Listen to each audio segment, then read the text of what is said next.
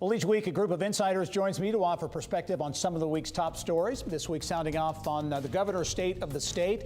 Indianapolis breaking its nonstop record, and the former queen of daytime TV will spotlight a Hoosier bakery. Our insiders this week, Genova's executive managing director, Larry Gigerich. Also, Leadership Indianapolis CEO Christina Hale.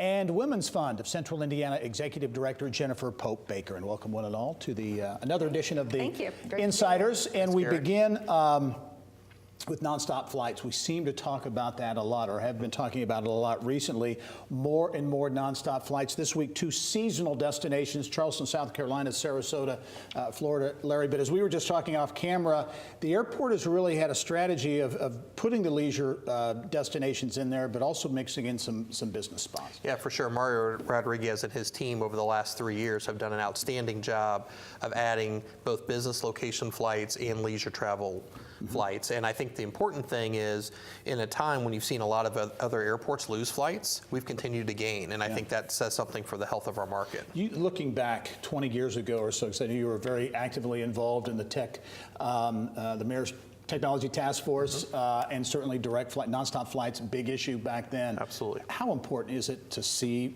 the change that has happened? Yeah, it helps tremendously, and I think it's partly, it creates more opportunity for us economically going forward, but the other part of it is it helps get that direct connection to either where the capital sources are or where those innovative businesses are, and that they're looking at other locations, including Central Indiana. Yeah, it's about business, but it's also about talent. You know, we live in a global economy. We want people who participate in that economy to want to live here, and that means being able to get on a plane with your family to go places easily as well. And anything we can do to build out our infrastructure so it's not just this redundant system of roads and rail, but air is really important.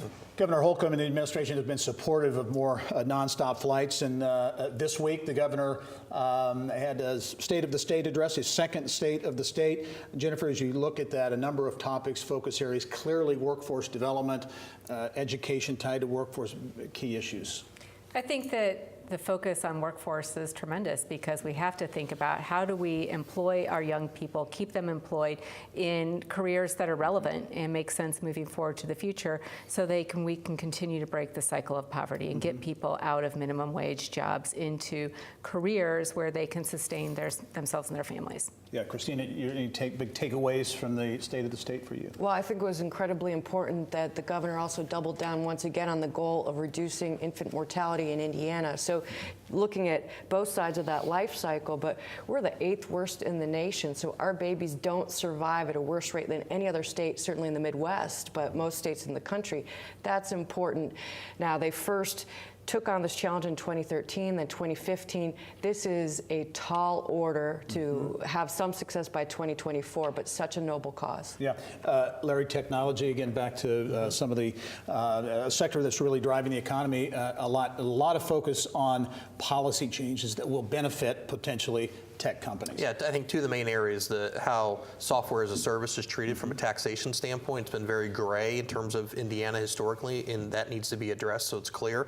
And then also how we approach opportunities with data centers. We have some real challenges right now with both tax structure and policy for data centers, and those are both important initiatives for the tech community, not only in Central Indiana, but statewide as we go forward. Yeah, also pre-K and funding for expanded pre-K in the state of Indiana has been a big business issue around the state. This week we saw Indianapolis-based Early Learning awarded $200,000 plus to distribute to help to expand pre-K. Jennifer, as you look at that whole issue, and it seems to continue to gain momentum, how important in your view is that expansion of pre-K?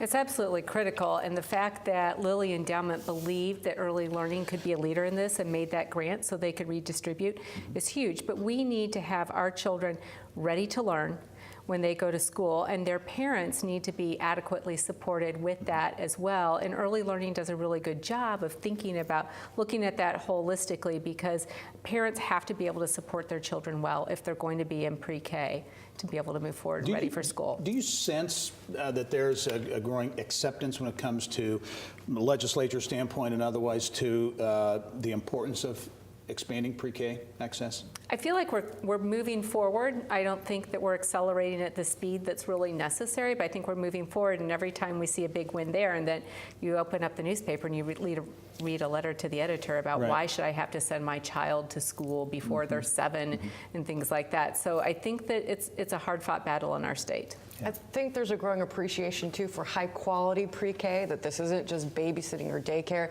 This is about learning. It's about ensuring that those forming brains from age 0 to 5 are set up and teed up for success, so that we do have generations of readers here who are going to be prepared to work in tomorrow's economy, where they're going to need to do math. They're going to need to do science and read, and that means starting young. Yeah, and Larry, as we were talking earlier, too, the business connection there and why so many corporate players, not just here in Indianapolis, but Fort Wayne and Evansville and around the state, are supporting pre-K. Yeah, I think it's one of the healthy things about this conversation has been it's changed to be about talent. And I think that having that as a part of the conversation, companies realize that they need to play a role in helping invest. Yep.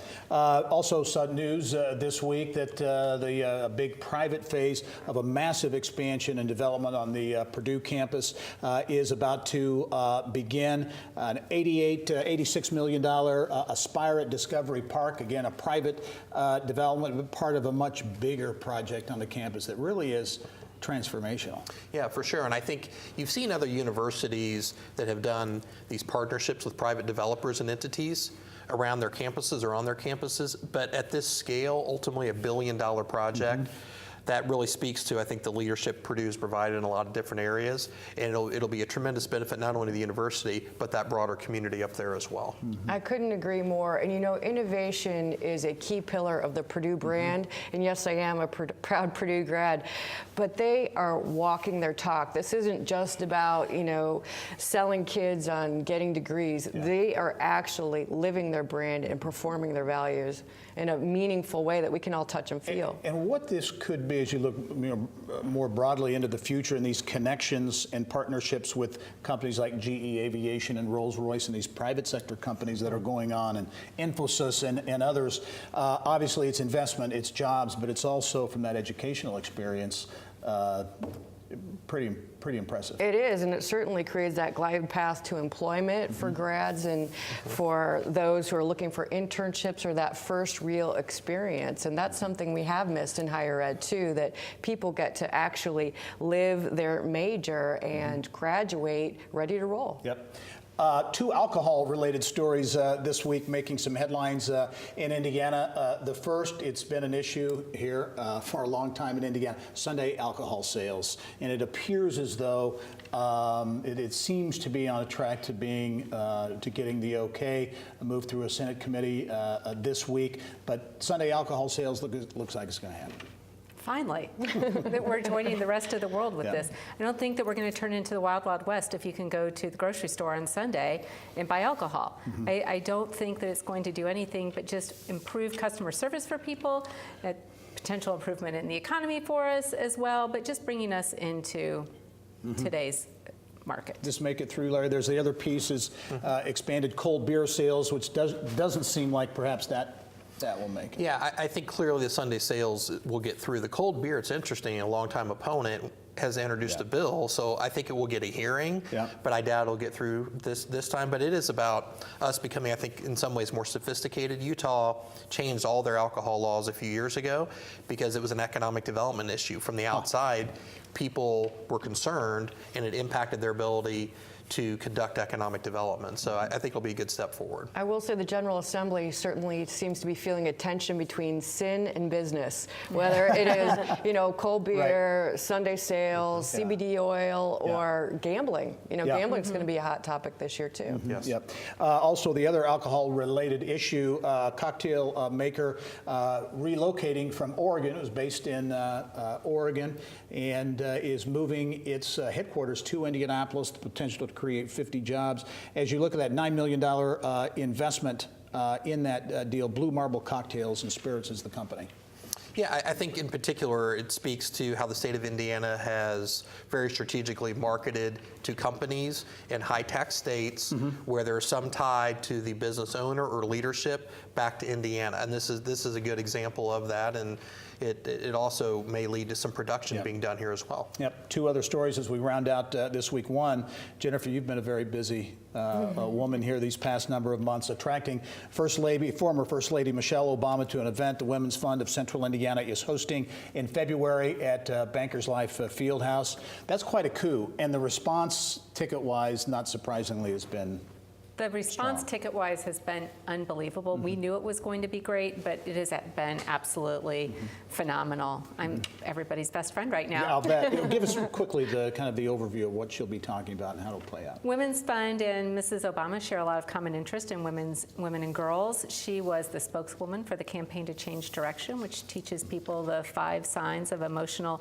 wellness and what to recognize if you have a deficit in those areas. And we brought that to Indiana. I worked closely with the White House in 2014 and 15 on the pipeline from prison to poverty for teenage girls. So we'll be talking about that and talking about food insecurity, which is something that we're both interested in as well through her work with the garden and our next farm. So I think it's going to be a really inspiring and exciting night for our community. A lot of people looking forward to that. As we wrap up, only have about 20 seconds. But Oprah, speaking of women entrepreneurs, Oprah will be spotlighting a female entrepreneur, the Cake Bake Shop here in Indianapolis. Yes, so at the height of her fame, Oprah is shining her light on a woman Indiana entrepreneur, and it's very exciting. It's her time to shine, and I say, #boom, let's go. Very great way to wrap up this week's edition of The Insiders. Christina Hale, Jennifer Pope Baker, Larry Gigrich, thanks very much, and we'll be right back.